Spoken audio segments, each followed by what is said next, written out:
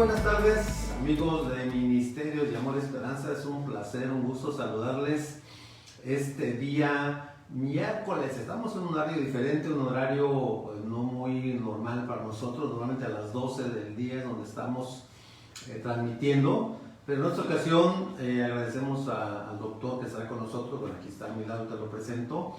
Y nos dio este espacio para poder transmitir esta segunda parte del programa que hemos llamado enfermedades pues de la época de invierno, enfermedades que son un poquito más comunes en esta época.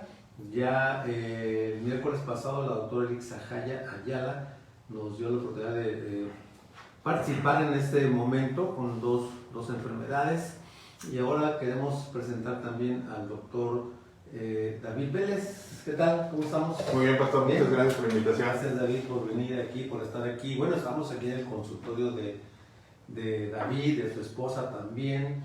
Ya nos contará después qué hace, cuándo está aquí, etcétera. Pero vamos hoy a continuar. Su servidor, el pastor Israel Gómez, les da la bienvenida. Recuerden que es un programa en vivo.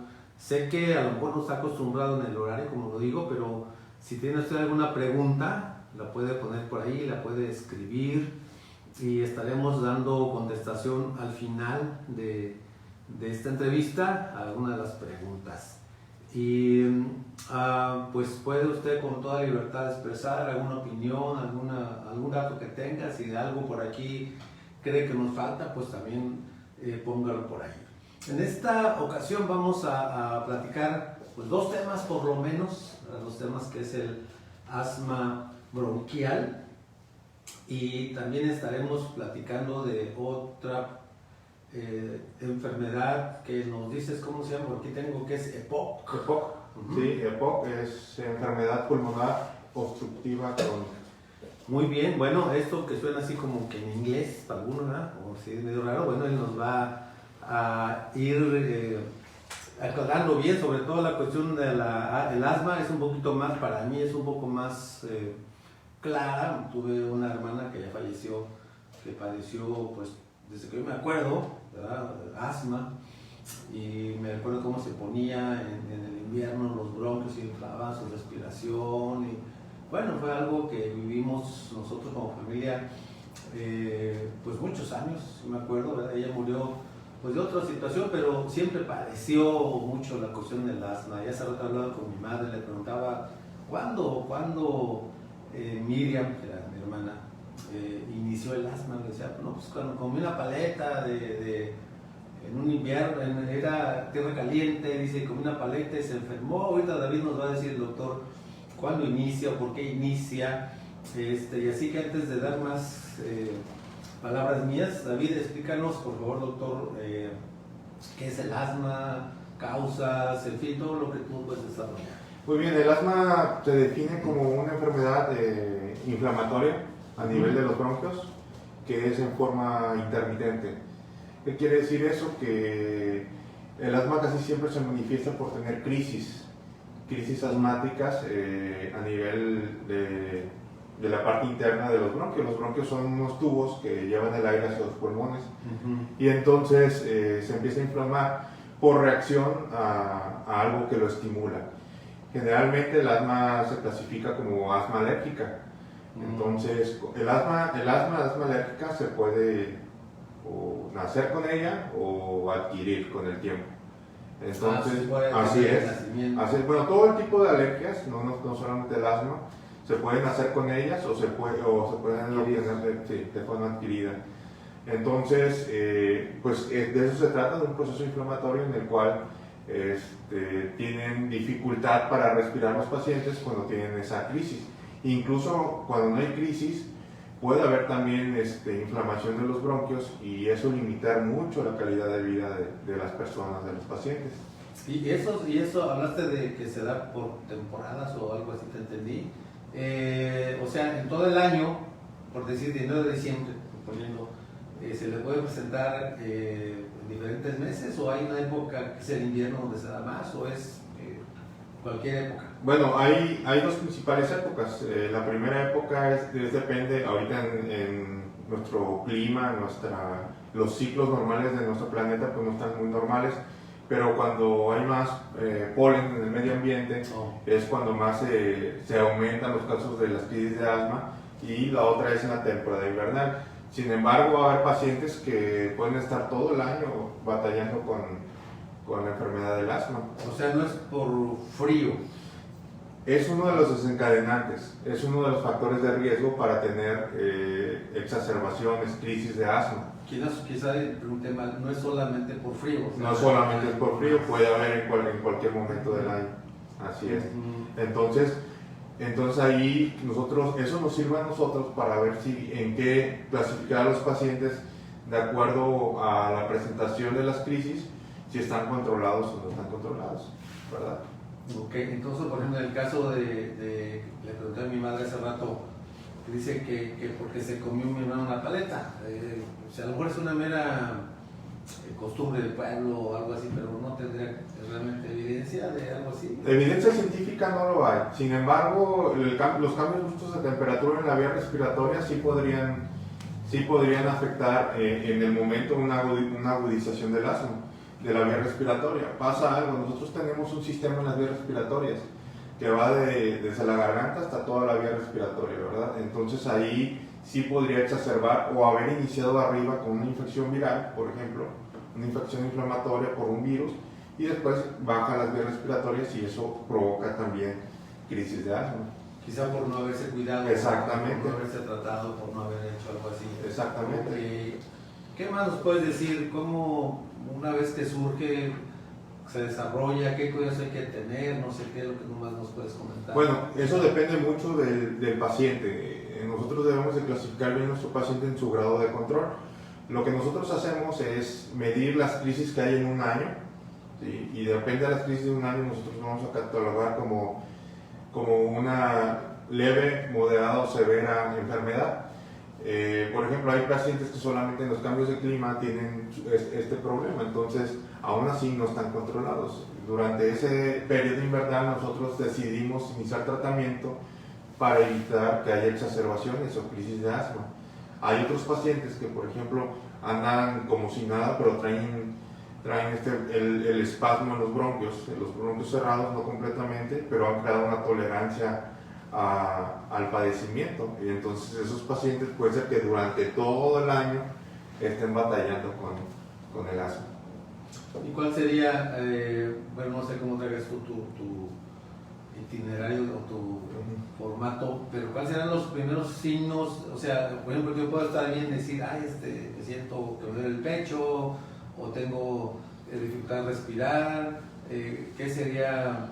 ¿Cómo diagnosticas tú asma en alguien, digamos, en este invierno? ¿Tos o qué?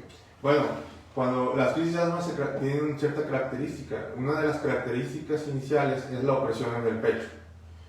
Empiezan a sentir dolor opresivo. Hay varias enfermedades que pueden causar el dolor opresivo, pero una de ellas es el asma bronquial, ¿verdad? Cuando un paciente llega refiriendo que trae dolor opresivo y falta de aire al caminar, pues bueno, empezamos a hacer la exploración del paciente, y de esa manera empezamos a sospechar del probable padecimiento o cuadro de asma. Así es.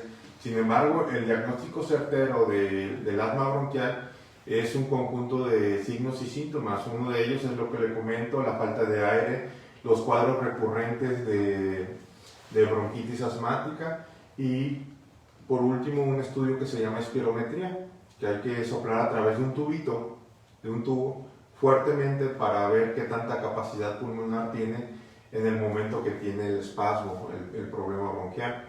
Y la otra situación es que nosotros hacemos pruebas también en ese estudio que se llama espirometría. Le ponemos un dilatador bronquial, lo ponemos a inhalar y le volvemos a hacer la prueba a ese paciente para ver cuánto mejoró. Tengo aquí algo que dice que también algún síntoma es ruidos torácicos sibilantes, o sea, como que al respirar haces un ruido. Un pillido. Pillas. Pero médicamente se llama sibilancia, bien lo dijo usted, pero la gente generalmente lo conoce. Es que me pilla el pecho, llegan. Parece que traigo un gato porque pilla muy feo, y entonces esos son datos de que los bronquios están cerrados. empieza a pillar y a veces es audible a distancia. Sí, yo he escuchado eso. Sí, entonces, generalmente estas situaciones de espasmo pasan más por las madrugadas.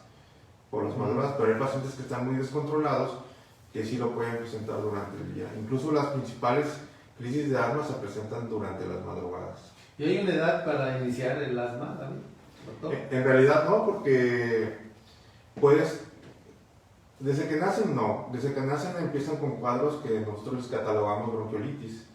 La bronquiolitis es aquellas situaciones como el asma, pero que ocurren en menores de 2 años. Entonces, pero si estos pacientes bebés que tienen más de 3 crisis en los primeros 2 años, ya debemos de sospechar de asma bronquial. ¿Pero es más común, perdón, en los ya mayores que en los menores o es indistinto? Es indistinto. Por ejemplo, hay varios factores de riesgo. Por ejemplo, tener un hermano mayor alérgico es un factor de riesgo para que tú puedas tener asma. O que tengas rinitis alérgica o otro padecimiento que se llama dermatitis atópica, que son alergias en la piel.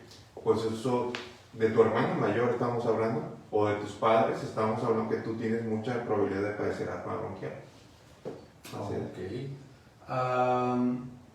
¿Qué más nos puedes explicar? Quizá cómo se trata o alguna otra rama donde puede venir eso. ¿Se transmite de familia? ¿Es algo que tienes ya en tu genética o es algo completamente pues que se puede adquirir en cualquier instante, de cualquier forma? Bueno, yo le puedo comentar que hay familias que todos son alérgicos y nace un hijo, ¿verdad? Y nace sano. Aquí el factor de riesgo es, por ejemplo, que sea un niño prematuro, que tenga un hermano mayor con alergias, padres con alergias, que tenga bajo peso al nacer, que no le hayan dado seno materno en los primeros 6 meses de vida. Eso lo predispone a tener más. Porque tiene defensas más exactamente. bajas. La evidencia científica asocia al seno materno en cuanto a mejorar las crisis o los padecimientos respiratorios.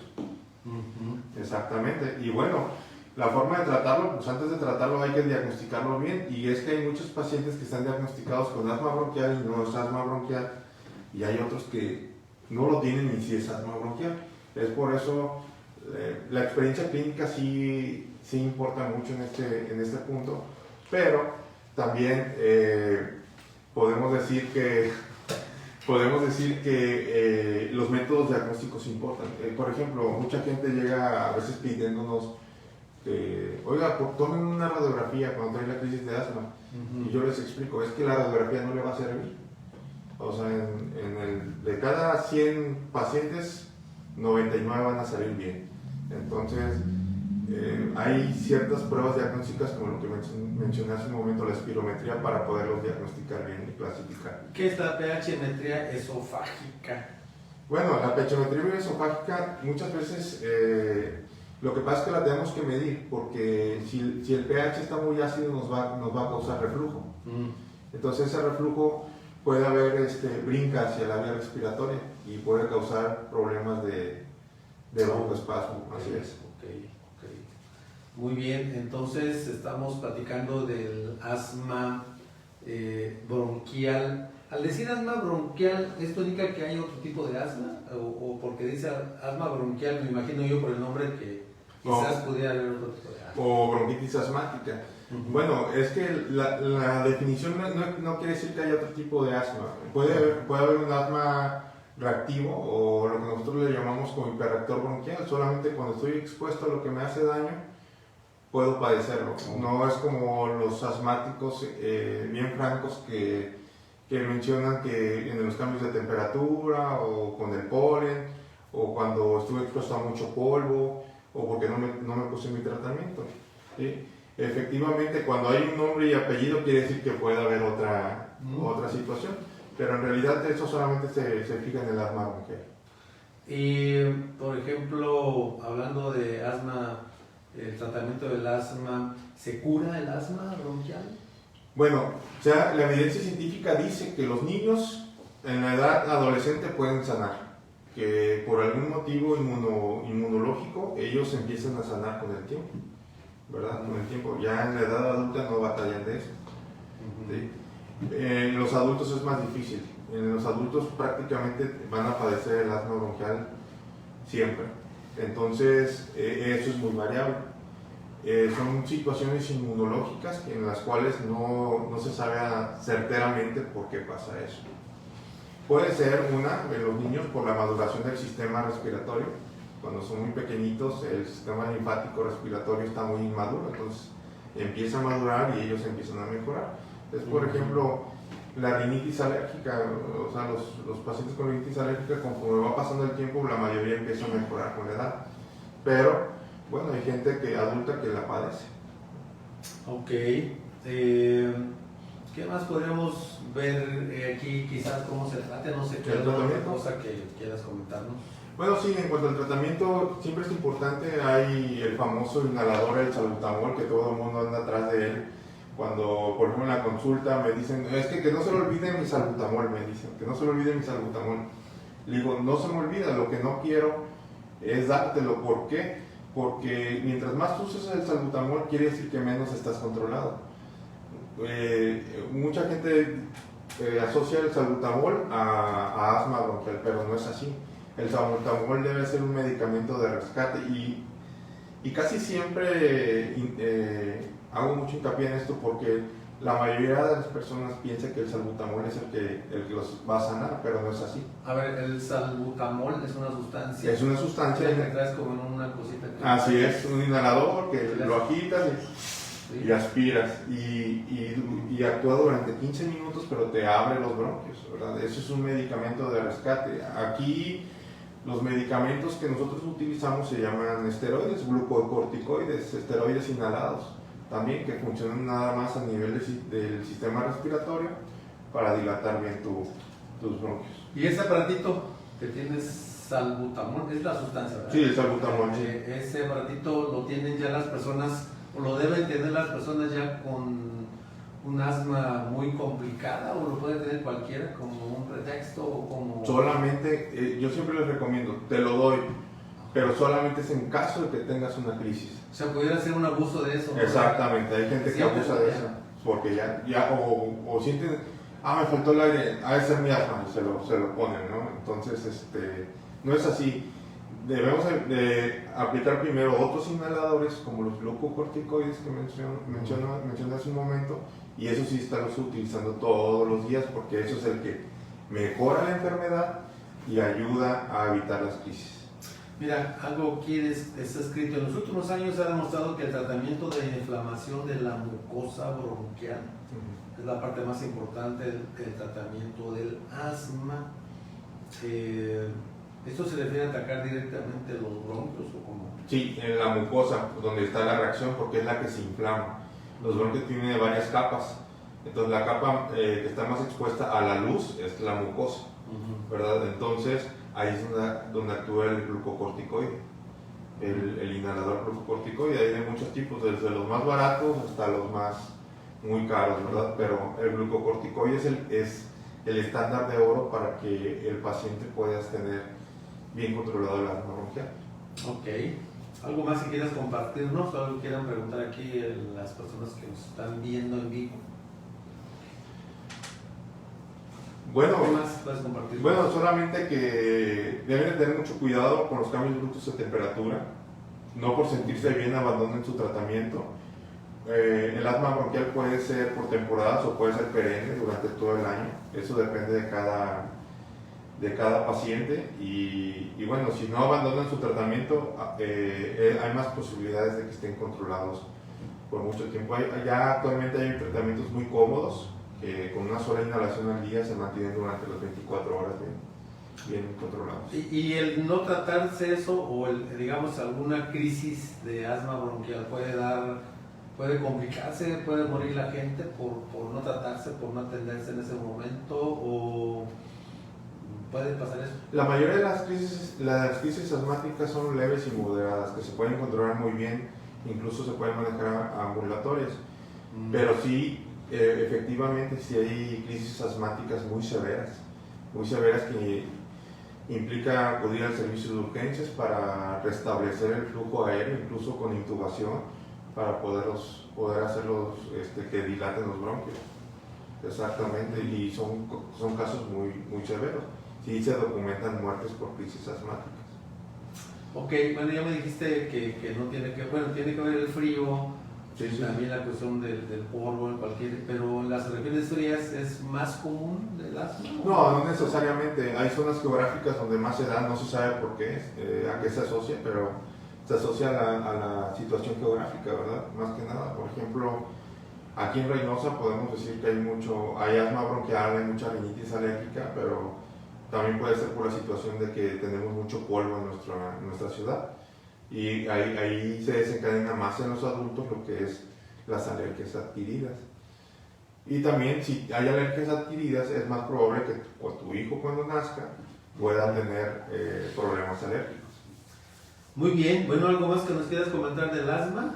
No sé, que no hayamos preguntado o que se nos haya pasado, que quieras agregar. Solamente que es una enfermedad que se puede controlar muy bien, solamente que tienen que llevar bien sus controles trimestrales mínimo para poder ver que todo esté bien. Y también el estudio que yo les comenté hace un momento, que se llama espirometría, se ocupa para diagnosticarlo, pero también se ocupa para valorar que haya un buen control.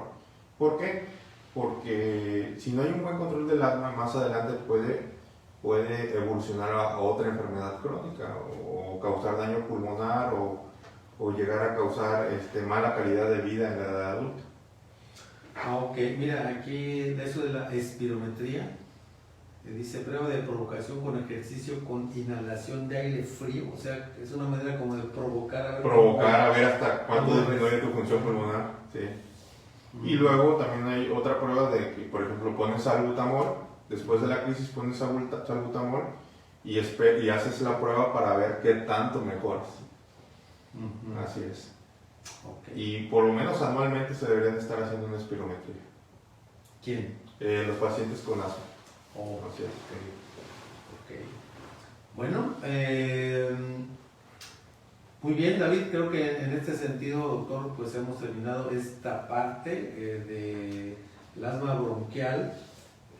¿Quisieras compartirnos algo de lo que tú haces? Déjame preguntarte sobre el tema que estamos aquí.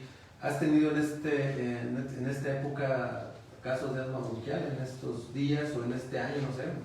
Bueno, aquí en la práctica privada no, pero en la institución donde trabajo sí hemos tenido ya varios, principalmente niños, hemos tenido con crisis de asma. Bueno, aprovechamos para que nos digas dónde trabajas, hablando institucionalmente. Sí, en la institución. Yo trabajo para el Instituto Mexicano del Seguro Social. Soy médico familiar en la Clínica de Medicina Familiar número 33. ¿Dónde está? En el turno matutino, está sobre la calle Venustiano Carranza, número 100. Sí, ahí hace sobre el Boulevard Hidalgo. Okay. Sí, sobre el Boulevard Hidalgo. Okay. Muy bien, entonces ahí estás normalmente en las mañanas. En las mañanas. Y luego tienes ahora acá ya en este lugar hace poco tiempo para dar consultas, ¿verdad? Platícanos un poco de aquí, qué haces, a cuándo vienes, qué enfermedades tratas o las que sean, o cuál es tu especialidad. Okay. Bueno, nosotros estamos en el Centro Médico Ángelus, aquí en este consultorio desde hace 2 meses. Estamos iniciando nuestra práctica privada y yo soy especialista en medicina familiar. Tratamos todas las enfermedades de la familia y enfermedades crónicas del adulto también. El especialista en medicina familiar es un especialista en la consulta. ¿A qué me refiero con esto? Por ejemplo, cuando nosotros hacemos la especialidad, rotamos por toda la consulta externa de todas las especialidades. Entonces somos capaces de resolver en un 90% de las situaciones toda la consulta, no importa de qué especialidad sea. Muy bien. Sí. Bueno, entonces aquí, si usted tiene algún síntoma de alguna enfermedad, pues puede venir aquí, y aquí tanto él como su esposa, quienes estén aquí, le pueden atender y en dado caso derivar a algún otro lado si es que, claro, si es que es necesario. ¿Verdad? Pero no creo que lo necesite aquí. Gracias. Aquí queda con David y con su esposa también.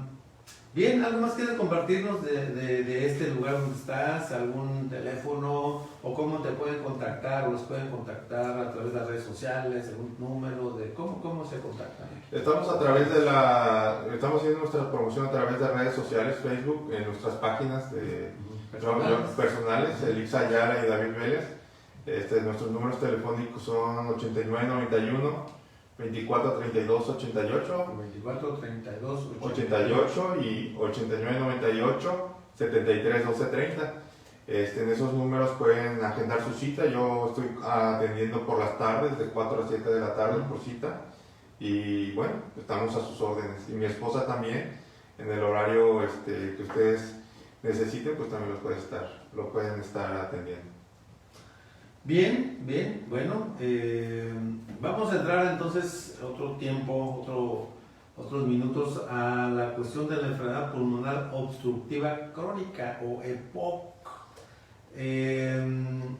Yo la verdad no había oído mucho de esto, la primera vez que oigo ese nombre, ¿verdad? Y sobre todo EPOC, y pues encontré por ahí un tratado muy largo de eso, no sé por qué está más largo que lo de los bronquios, quizás es una enfermedad más compleja. Sí, es una enfermedad más compleja. ¿Y es común también? Es común, por ejemplo, en ciudades contaminadas como la Ciudad de México, es muy común en la edad adulta, por el alto grado de contaminación en el medio ambiente. Es muy común, sí, es uno de los factores de riesgo. La enfermedad pulmonar obstructiva crónica es una enfermedad crónica que se caracteriza también por la inflamación de la mucosa de los bronquios, igual, pero esta es en forma permanente.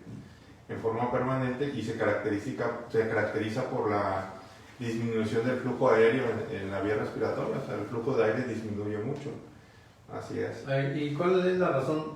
Déjame decirles que David escogió los temas, ¿verdad?, que son obviamente en base a la temporada, ¿no? Así es. ¿Por qué escogiste este tema? ¿Es muy común aquí en la región o es algo que consideras que debemos estar alertas porque en cualquier instante puede pasar? ¿O cuál es la idea de escogerlo? Más que nada, a diferencia del asma bronquial, la enfermedad pulmonar obstructiva crónica sí está en el paciente durante todo el año, pero cuando más se complican es en la temporada invernal. En la temporada invernal hay muchas exacerbaciones, muchos incrementos Si el bronquio normalmente está con espasmo, en la temporada invernal corre más riesgo de cerrarse más. Entonces, ahí es donde más debemos tener cuidado, principalmente con las personas que son las de la tercera edad que más padecen esta enfermedad. Ok, bueno, estás explicando, según lo tengas tú estructurado, el inicio o las causas o el... Bueno, los factores de riesgo son muchos, ya dije uno, por ejemplo, ambientales, como en las grandes ciudades del país como México, que hay mucha contaminación, es muy común la enfermedad pulmonar obstructiva crónica, va dañando los bronquios progresivamente, al igual que los pulmones. Y también hay otros como el tabaquismo. El tabaquismo es la principal causa de enfermedad pulmonar obstructiva crónica. El tabaquismo pasivo, aquellos que no fuman pero inhalan todo el humo de tabaco. También aquellos pacientes que trabajan con muchos solventes o pinturas o polvo, también están expuestos al polvo, también pueden adquirir esta enfermedad. Por lo que están respirando. Por lo que están respirando, así es. También podemos encontrar pacientes jóvenes con esta enfermedad por una deficiencia de una enzima que nacen con esa deficiencia genética. Se llama alfa-1 antitripsina. Es algo muy raro, pero puede llegar a pasar. Creo que yo he visto como 2 pacientes aquí en Reynosa solamente, pero es el factor genético. Pero la mayoría es por el humo, por los humos, por la contaminación, por el polvo, por lo que se inhala, ¿sí? Entonces, esos son los principales factores de riesgo para el EPOC. ¿Se da más entre mujeres que entre hombres o es indistinto? ¿Las edades también? No, ¿cómo está eso? Actualmente se ha emparejado mucho por el tabaquismo. La mujer ha emparejado mucho el índice de tabaquismo, la prevalencia de personas fumadoras. Entonces, actualmente también es cierto que las personas de tercera edad, las que más lo padecen, y que yo me he percatado de esto, es las mujeres. ¿Por qué? Porque ellas cuando fueron jóvenes o niñas cocinaron mucho con leña. estuvieron mucho tiempo expuestos con la exposición a la leña y el humo de la leña, pues les afecta ya a la edad adulta. De carbono. Sí, el monóxido. Y entonces, ¿qué es lo que pasa? ¿Por qué no se les manifestó desde que estuvieron expuestos? Ahí pasa algo, nuestros pulmones tienen edad. Por ejemplo, yo puedo tener 38 años ahorita, pero mis pulmones pueden tener 52. Entonces, a los 52 años, pues tus pulmones funcionan muy bien, ¿verdad? Pero cuando yo tenga 52, mis pulmones ya van a tener mucho más edad, van a tener 66 años. Entonces, eso va a ir disminuyendo. Cuando tú tengas 65 años, tus pulmones van a tener 80. Entonces, ahí es donde va a empezar a disminuir la calidad de vida, la captación de oxígeno, etc. Entonces, ahí tenemos que valorar eso. El diagnóstico de la enfermedad pulmonar obstructiva crónica, a diferencia del asma, da cuadros más crónicos, da tos persistente, exacerbaciones durante todo el año, tos productiva, falta de aire o presión en el pecho, y también puede tener ahí sí, por ejemplo, no como en el asma, si hay cambios en la radiografía del pecho, del tórax, en ese sí vamos a encontrar. Y el diagnóstico se hace por clínica y también ocupamos el estudio que hablamos hace un momento, la espirometría. Y esta enfermedad no se quita, David, no se... Esta no se quita, es crónica, te quedas con ella. Es decir, crónica, me ocurre el nombre que luego he escuchado, crónico degenerativo, eso también es crónico. Así es todo lo crónico es degenerativo. No todo, sí, en este caso sí, en el EPOC sí. Es crónico. Pero no todo lo crónico es degenerativo. Es que casi todo lo crónico te va a causar degeneración, por ejemplo. Sí, porque es constante. Es constante y te hace daño, sí. Así es como hay colitis y hay síndrome, de tanta colitis que tienes te causa un síndrome de intestino irritable y eso ya es algo crónico. Así que si no te lo cuidas va a progresar. En este caso el EPOC, pues ya queda el daño bien establecido y tu función pulmonar empieza a disminuir con la edad. Si tu pulmón tiene más edad, a la cronológica que tú tienes, pues entonces tu función va a seguir disminuyendo. Y eso, bueno, aquí un paréntesis, eso del pulmón, es interesante, no había escuchado eso de que tú puedes tener una edad y tu pulmón tiene más edad, más vieja, ¿no? O más viejo. Eso, hablando un poquito y en un paréntesis chiquito, hablando del COVID o del coronavirus, tendrá que mucho que ver eso con la complicación que a veces se da en unos claro. Los pulmones ya están muy dañados, más viejos, digamos. Exactamente, claro. Si de por sí el COVID, la neumonía por COVID te deja daños o secuelas, tu pulmón queda más grande que tu edad cronológica. Entonces, claro que deja. Es por eso probablemente que muchas personas no logran salir de la enfermedad. Es un factor de riesgo. Muy bien, ¿qué más podemos decir del EPOC? ¿Tipos de EPOC o qué es lo que quieres compartir? Bueno, ahí una vez que nosotros sospechamos del EPOC, nosotros debemos de clasificar el estadio, debemos de ver en qué estadio se encuentra el paciente para ver qué tan agresivos vamos a hacer. ¿Estadio a época, momento? No, estadios es el nivel de enfermedad que tienes. Okay. Hay del 1 al 4. Okay. Entonces, y para saber eso tenemos que hacer la espirometría. Y en la espirometría nos va a decir en qué nivel más o menos va a estar la enfermedad. Por ejemplo, si nosotros tenemos una función pulmonar arriba de 80, pues estamos bien con un EPOC leve, pero abajo de 80, y eso lo vamos a saber con el espirómetro, pues ahí ya vamos a empezar a clasificar qué grado tenemos. Exactamente. Y entonces, a partir de ahí, nosotros decidimos, de acuerdo a la experiencia clínica, cuál es el tratamiento que debemos de dar. Tengo aquí, por ejemplo, bronquitis crónica, tengo enfisema también, en cuanto a que son algunos tipos o son algunas complicaciones tal vez que hay La bronquitis crónica puede evolucionar a EPOC. La bronquitis crónica no está afectando el pulmón, el EPOC sí. La diferencia es la siguiente, en el EPOC ya hay un daño pulmonar secundario a una bronquitis crónica. Entonces, ¿qué es lo que pasa aquí? Es más grave, digamos. Es más grave, así es más avanzado. ¿Por qué? Lo que pasa en el EPOC es que ya es tan permanente la inflamación que hace un efecto de válvula. Entra el aire a los pulmones, pero no lo deja salir. Entonces, ahí los pulmones no pueden quitar la distensión. Inspiras, pero al momento de expirar se queda el aire atrapado. Entonces el tratamiento que nosotros hacemos, a diferencia del asma, el asma es para que entre el aire. Pero, y el EPOC es diferente, el EPOC es para que salga y pueda volver a entrar después. Entonces, ¿cómo le haces? ¿Le das un gancho al hígado o qué? No, lo dejamos sin aire. No, ahí empezamos a utilizar nuevamente los inhaladores. Los inhaladores, los glucocorticoides. ¿Y por qué hablar de EPOC? Porque empezamos la temporada invernal y la vía respiratoria se sensibiliza aún más.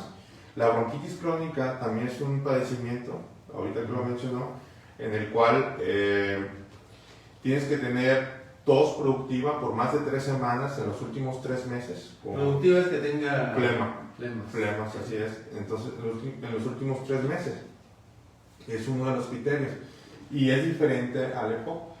¿Sí? La bronquitis crónica puede progresar a EPOC. El enfisema casi siempre se presenta en el paciente fumador. Nosotros podemos ver una radiografía y prácticamente se va a ver todo oscuro los pulmones, pero es por el mismo daño pulmonar. Así es. Ok.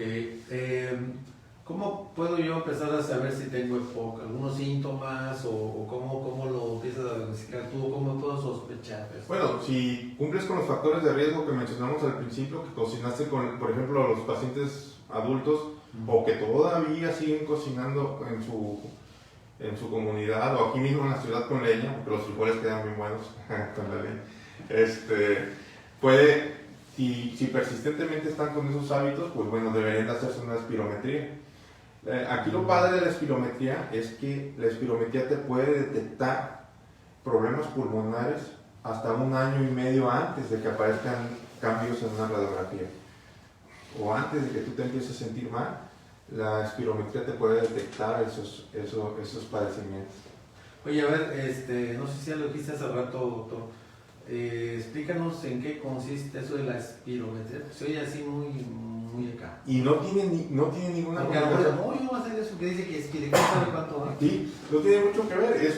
Hay aparatos de diferente tamaño, son pequeñitos como cuadrados, donde metes un tubo de plástico estéril que lo metes a tu boca. Y entonces al momento lo que tienes que hacer es lo siguiente: colocas tu boca sobre el tubo del espirómetro, metes aire y te van a pedir que expulses el aire lo más rápido que puedas hasta que el espirómetro te indique deja de soplar. Tú vas a sentir que ya no tienes aire, pero si el espirómetro no te ha indicado, quiere decir que sigues sacando aire. Entonces, a veces oye muy aparatoso y se escucha más o menos así.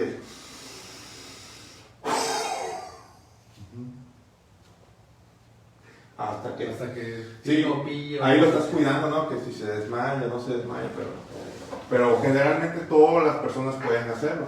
Y hasta que nos digan, ¿sabes qué? Esta lectura es buena, y generalmente te pide de 1 a 3 lecturas buenas de soplar, y ya con eso el espirómetro hace un cálculo y de ahí nos puede arrojar si parece algo obstructivo o restrictivo. El restrictivo en el caso del asma, obstructivo en caso del EPOC.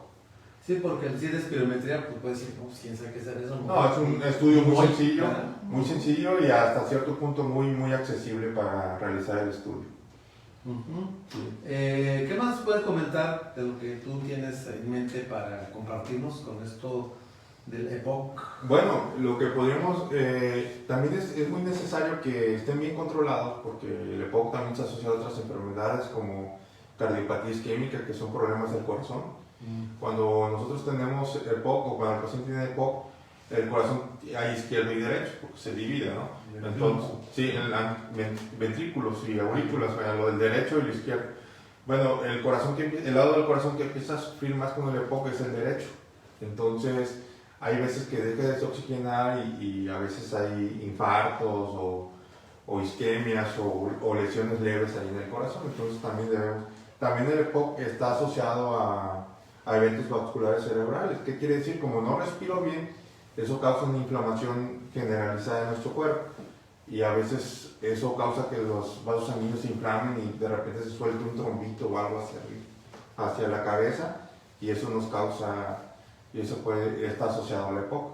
Entonces hay más riesgo de complicaciones de otras enfermedades por culpa de la enfermedad pulmonar obstructiva crónica. Esa es la importancia de tener un buen control.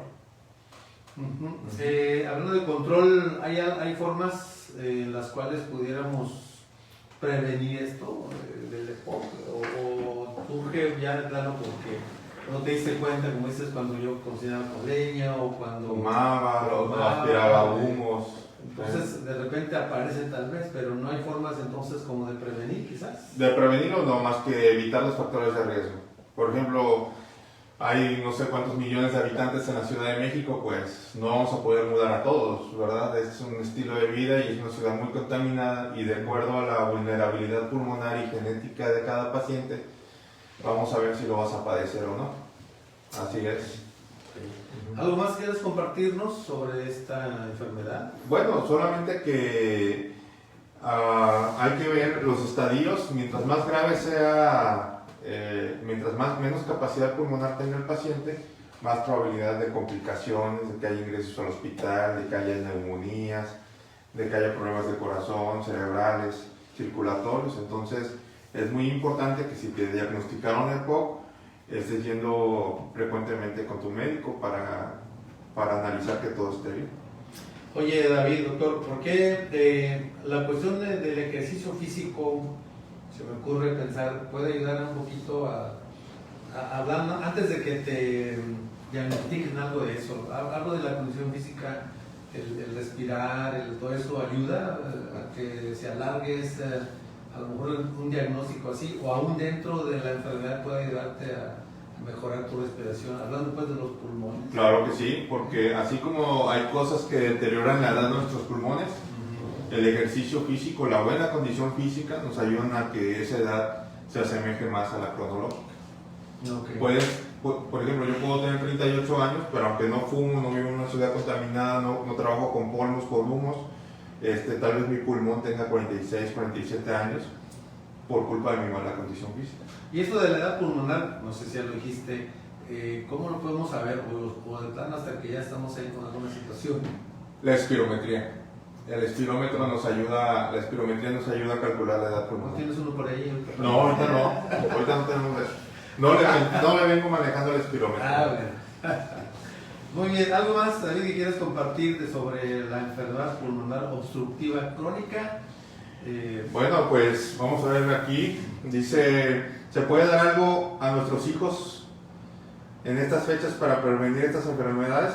Bueno, es muy buena pregunta. Quiero decirles que muchas personas empiezan a manejar las vitaminas, la vitamina C, A, B, para prevenir enfermedades respiratorias. Sin embargo, las vitaminas no se asocian a evitar crisis, por ejemplo, de asma. ¿Sí? No, ahí lo único que hay que cuidar son los cambios bruscos de temperatura, salir bien abrigados y cuidarlos mucho, ¿verdad? Nada más de respirar aire frío. Porque la mayoría, incluso de los consultorios médicos, les recetan principalmente la vitamina C. Entonces, en realidad, la evidencia científica no aprueba o no apoya esta. Ya nos dijo tu esposa, la esposa. Sí. Ni modo. Ni modo. No.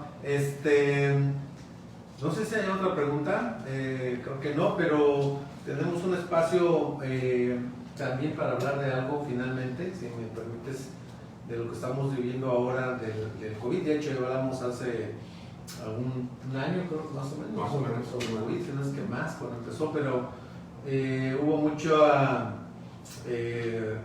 pues noticia muy alarmante con esto de la nueva variante del Omicron, pero desde el principio se vio en algunos lados como que no era tan fuerte. Sé que hay cosas que todavía faltan por definir, tampoco te voy a poner a ti que nos digas si es o no fuerte o no fuerte, pero las cuestiones científicas que hasta ahorita se han dicho, pues es que no es tan fuerte, pero más que saber si es fuerte o no fuerte, creo que tenemos que redoblar o seguir más bien manteniendo nuestros hábitos, ¿verdad? Porque siento que como que ya yo veo los estadios de fútbol llenos y la gente cerca, los viajes y todo lugar donde la gente como si nada, ¿no? Creo que estamos como que acelerándonos un poco. ¿Cuál es tu perspectiva? Si quieres hablar de Omicron está bien, si quieres hablar de las mi punto aquí más que nada es que sigamos todos cuidándonos lo mayor posible. Lo más que se puede y hacer lo que la ciencia nos permite hacer. Anteriormente ya hemos tenido esta plática en cuanto a lo que podemos y no podemos hacer. Yo creo que debemos de seguir cuidándonos y respetar cómo se quiera cuidar cada persona. Sin embargo, la evidencia científica es muy clara. Actualmente yo les digo a los pacientes que vienen a atenderse de COVID aquí con nosotros que no es tanto lo que tocamos, que no está de más usar gel antibacterial y lavar con las manos, es más lo que respiramos. Entonces la evidencia científica nos ha ayudado a vivir más relajados, a no tener tanta aprensión sobre los cuidados. El uso de cubrebocas y la sana distancia sí, que tengo que cuidarme de todo lo que toco, pues no, ¿verdad?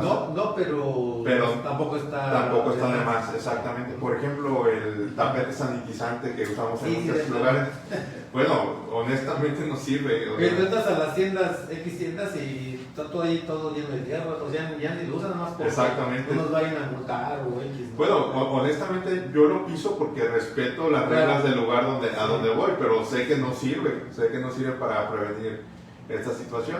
Por ejemplo, que tenemos que desinfectar todas el mandado o el mandado cuando venimos de las tiendas o cosas así, pues la evidencia científica apoya que no es necesario hacerlo, porque no es tanto lo que tocas, es lo que respiras. Ahora, hablando ahí de lo que respiras, da a entender que está en el aire, que se puede transmitir si tú estás allá a 5 metros, me lo pasas a mí en 2 metros, en 5 metros. Al decir lo que respiras es hablando de la cercanía. De la cercanía, sí es. ¿No? El tiempo que se queda suspendido el virus en el aire, entre las gotitas de fluch que salen, se queda suspendido en el aire. Puede ser que tú hayas estado lejos de la persona ya se fue, pero tú entras a la habitación sin cubrebocas donde estuvo esta persona y te puedes contaminar. Sí, porque lo claro nada más por el hecho de que dices por el aire, puede ser, no, pues a lo mejor una corriente de aire me trae y me infecta, ¿no?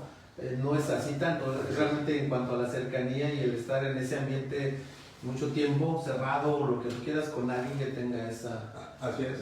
Incluso personalmente al módulo de coronavirus o de enfermedades respiratorias, yo antes entraba como astronauta hasta el año pasado que no se sabía mucho de esto. Ahora entro así como bebé con mi cubrebocas bien puesto nada más, con mi cubrebocas y cuidando mi sana distancia, ¿verdad? Y atendiendo pacientes, porque sé que ahora sabemos que cuando me cubrí además me infecté 2 veces, ahora que voy más relajado, o sea, estoy bien, pero no quiere decir que no lo hagan, lo que quiero decir es que la evidencia científica nos ayuda a vivir un poco más relajados y a cuidarnos lo necesario.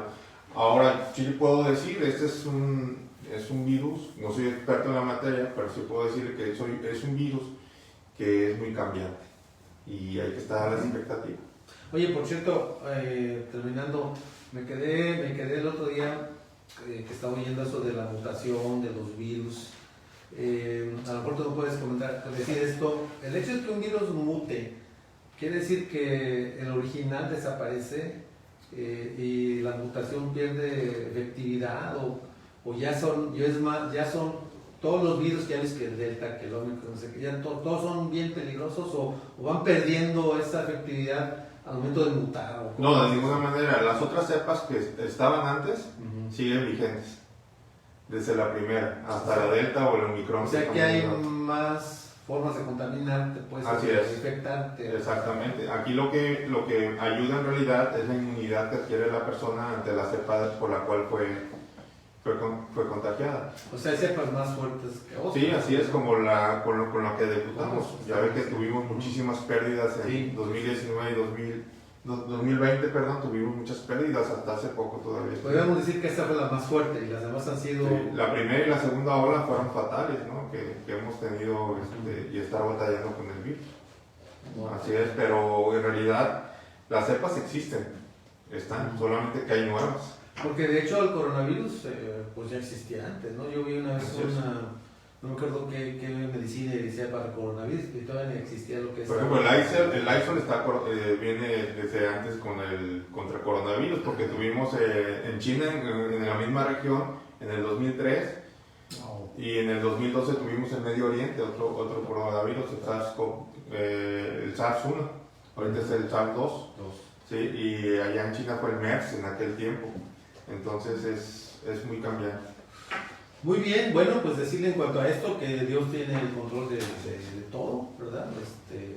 Para los que creemos en Dios, pues la palabra dice que no tengamos temor, no temamos, ¿verdad? Y quienes conocemos de Dios sabemos que tenemos un final con Él, así que tenemos que seguir caminando adelante con los cuidados necesarios, claro, ¿verdad? Pero pues, adelante, como decía un canto por ahí, me acordé, adelante con valor, ¿verdad? Sin temor, porque Dios es amor. Así que sigamos adelante, gracias a Dios por la ciencia, gracias a Dios por los médicos que Dios ha dado ese conocimiento, ese talento, ¿verdad? Dios es también, sin duda, avala la ciencia, claro, que es, ¿verdad? No está peleado Dios y la ciencia. Dice que Dios obviamente ha permitido todo esto con un propósito. Así que adelante, muchas gracias David por este momento. A ustedes por la invitación, gracias. Gracias también a tu esposa, le doy las gracias a tu esposa por haber abierto también este consultorio hace 8 días y esperamos pues, que no sea la última vez. No sé si hay algo más por ahí. ¿Algo más quieras apuntar? No, pues muy agradecidos a cuidarse, a protegerse y a vivir de acuerdo a lo que Dios nos permite hacer, ¿verdad? Esto continúa, esto llega para quedarse en cuanto a la pandemia y hay que vivir lo más relajado que se pueda, ¿verdad? En cuanto a lo que nos permite la enfermedad. Bueno, les recordamos que mañana jueves, en la noche a las 8:30 tenemos la oración, nuestro momento de oración en vivo, ¿verdad? Esta vez fue extraordinaria la cuestión, fuera del horario, a las 3 de la tarde. Yo sé que ya más adelante estarán viéndolo y todo. Si tienen alguna pregunta, pónganla por ahí, algún día se la contestaremos también. Por ahí en una entrevista ahí remoto, ¿verdad? Ya sea con la doctora o con su esposo, con el doctor David, pues estaremos contestando. Así que muchas gracias. Mañana nuevamente, insisto, 8:30 de la noche, nos vemos en la oración. El viernes a las 12 tenemos otra plática por ahí con el pastor Misael y el sábado nuestra cápsula a las 12 del día. Así que le deseamos lo mejor en este mes de diciembre a través del Ministerio de Amor y Esperanza. Sabe que tenemos nuestra página web también, Ministerio de Amor y Esperanza.org, tenemos el Facebook, tenemos un canal de YouTube que todavía no damos muy bien a conocer, pero por ahí la vamos a poner para que puedan, también hay todos los videos que tenemos y todo lo que hemos hecho. Muchas gracias, Dios les bendiga, nos vemos pronto.